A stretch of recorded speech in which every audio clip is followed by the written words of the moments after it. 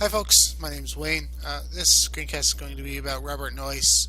He was the inventor of the integrated circuit and later led to and oversaw the invention of the microprocessor at Intel. Robert Noyce was a brilliant physicist.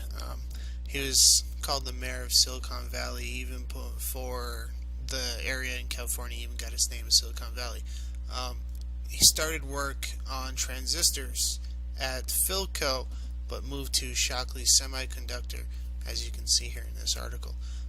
At age 29, he, along with 7 other people, moved from Shockley into their own group, where they created the integrated circuit and moved off into Intel to later create the microprocessor, basically kickstarting everything we know about computers. Intel has been a booming company since then. This is a short timeline of Robert Noyce's life. He was 62 years old when he died. He received a BA in physics and math from Grinnell College, a PhD from MIT in physics. He co-invented the integrated circuit in 1959, and then in 1971 he oversaw the invention of the microprocessor using integrated circuits.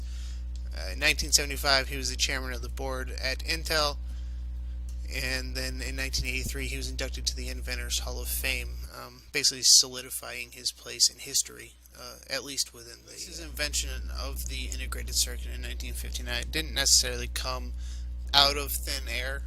He did start work on transistors, and obviously being the physicist that he was, wanted to expand upon that. He was always pushing himself and everyone else around him to do better, think ahead of his time. The invention of the microprocessor was certainly built upon transistors and circuits that are the integrated circuits that he had already developed himself. Now, I'm not sure if Noyce really looked to Shockley Semiconductor and Shockley, the owner, as a figurehead to really make himself after. Noyce was such an intelligent person that he really didn't need one. But there are people that, after Noyce, such as Steve Jobs, basically use him as one of their bases in life. One quote here is, "Noyce was forever pushing people to take their own ideas beyond where they believed they could go. That's all you've got," he'd ask. "Have you thought about that?" An exchange for this sort left Noyce's colleagues and employees feeling as though his blue eyes had bored right through their skulls to discover some potential buried inside themselves, or their ideas that they had not known existed.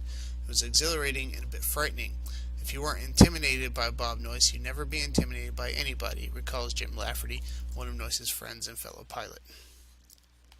If you'll see here, here's a quote directly from Steve Jobs pertaining to Robert Noyce.